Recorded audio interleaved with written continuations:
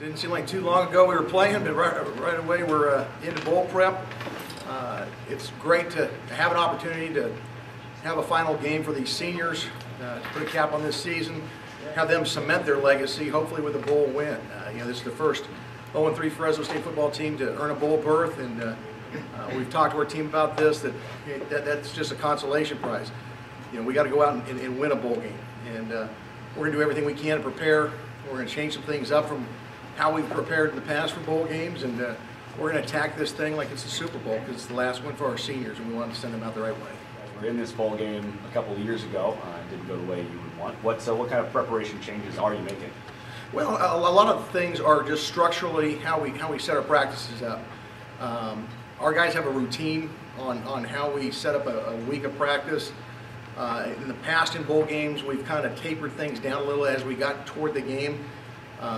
There's always a mix when you get toward the end of a season between getting ready for a game and keeping our guys fresh and healthy, and so you try to tweak that every year. I think our guys work better in a very structured environment where they know what a Monday practice is, a Tuesday practice is, a Wednesday practice. We just change the calendar based on next Wednesday being Saturday, and we'll back those days up and try to get them into just much more of a similar routine for those guys. I think we've got a young team, and that structure will help them. You worried about the layoff at all? I mean, your team really, momentum was such a big part of the tail end of the season for you guys, and now to have a break like this. Not really. I mean, because it's only been a week and a half. We played a week ago Saturday, and we started practicing last Thursday. So, if traditional bowl games, if you've got a 3-week break, you worry about those kind of things. But we really didn't give our guys much time off. It's almost like an off week, and all right, we're back into it again. I know it's been a little bit of time since that Boise game, but can you talk a little bit about just the effort you guys showed? You're down 28-0. You start to really play solid defensively. You move the ball, put some points on the board. Just how that game ended up compared to the hole you guys put yourselves in. Obviously disappointed in the way we started. They did a nice job in their opening drive, going down, getting some points. We didn't attack the run as well as we did later in the game. I thought we moved the ball well offensively, and there was a couple of key plays in the ball game.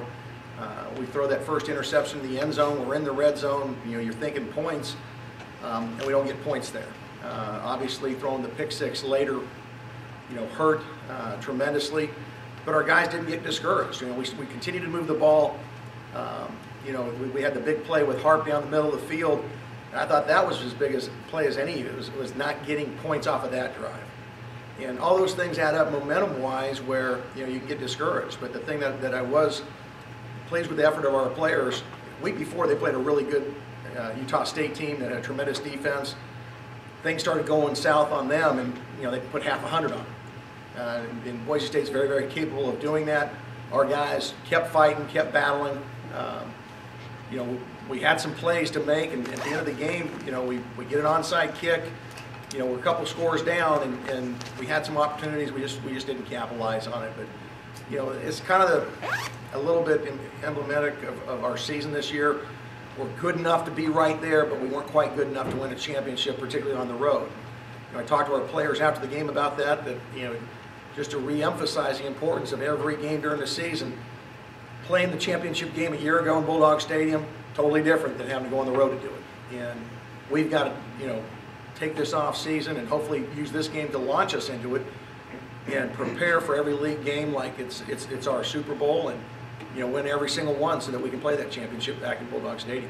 Coach, obviously 2 years ago didn't go the way you had wanted it to go. When you hear the words Hawai'i Bowl, what's the first kind of feeling or emotion that kind of hits you, especially when you heard about going back this year? To me, it's almost like a chance for redemption, kind of like this second half of the season's been.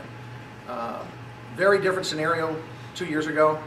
I think when we got the bowl bid 2 years ago, it was almost anticlimactic, and I don't want to demean the bowl at all, but we had put everything into winning the conference championship, and we won it that last week of the season. Guys were so excited about that, and I didn't do a good enough job. We probably treated the bowl game as too much of a reward. They didn't realize how good of a team SMU could be, and they came out and they prepared and outplayed us, outcoached us, and kicked our tail. This year, I think our guys because of how we started and how we had to, pick ourselves up, they're looking at this as, hey, this is an opportunity to cement the legacy of these seniors, to finish the chapter on this season and say who we are. And so I think the motivation is very, very different than say 2 years ago. And so, yeah, I know that natural comparisons are going to be, hey, same Hawai'i Bowl, but really, a different football team and just a different energy of our guys realizing this season's not over. 2 years ago, maybe they thought the championship was it, but this season, clearly, we need to win this football game and get these guys winning a bowl game. Can you give us some insight into maybe a specific thing about this bowl that you're going to make sure you do differently? Is there some kind of different mind frame coaching-wise or preparation-wise, practice-wise, location-wise that you can tell us about? I think mindset-wise, as I just mentioned, it's a different motivation for our guys. We will have a different, week of preparation. We're going to have some tough practices out there on the island where we kind of back some things off. The last time we were there, we did most of our hard work here, and then we did less hitting there. We're going to hit out on the island. We're going to have a normal Tuesday, Wednesday practice when we get out there, and try to make it as much game-like, as we can, or normal season game-like. I just think that with this year's senior group, they were hurting in that locker room at Boise. I was hurting. They don't want to end their careers. They don't want to end this season with that kind of a feeling. We didn't win a conference championship, but we can't win a bowl championship, and I think that will help us, in our preparation as we go forward. Coach, as you've taken a closer look at Rice on film, can you delve into what you're going to expect on the field? Very well coached team. David Bailiff's done a tremendous job at Rice. I think this is their third straight bowl game, which no other Rice team had done. Thing that I think is kind of very impressive from my perspective, and kind of neat that they started 0-3 as well. They won 7 of their last 9 games. They're a team that's going to come in with some confidence. They're a spread team on offense. They've got some really good weapons. They've got a matchup problem with us with number 15 on the team, is a 6'5", big, tall receiver. They've got an athletic quarterback that they use in the run game. Reminds me a little bit of San Jose State's quarterback, who he can be explosive running the ball, throwing the ball. They've got good skill around them. I think they've got 3 really good running backs. And they're a team that tries to be balanced. They're running it for 170, 180 yards and throwing it for another 230 or so. Anytime you got an offense that can beat you both ways, it's difficult to just, get them pinned down to, hey, I know they're going to throw or I know they're going to run. Defensively, they play very, very hard. They're a team that's, extremely sound. They've played a lot of spread teams, and so they know they've got a really good package, and they're very sound in how to defend it. They've got some guys up front that can rush them in an all-conference corner. So we know our work will be cut out for us, but I think it's an intriguing matchup in that you got 2 0-3 teams that have come on and playing their best ball at the end of the season. And like I said, I've always been impressed with Coach Bailiff and what his staff's done there at Rice. Does it feel like after 2 Mountain West championships that this bowl game is a little bit bigger than the previous 2? I know you always want to win a bowl game, but the possibility of starting 0-3 and finishing 7-7 as opposed to 6-8, not having that Mountain West championship and having still the ability to be a bowl champion, does this feel a little bit bigger than maybe the last 2 bowl games? I think I alluded to that a little earlier, but I think you're right, Cam. As opposed to saying, hey, we're Mountain West Conference champions, and we have another game. This is an opportunity for our guys to end the season the right way. We're not, we're Western Division champions, but to me that it rings hollow if you're not the conference champion.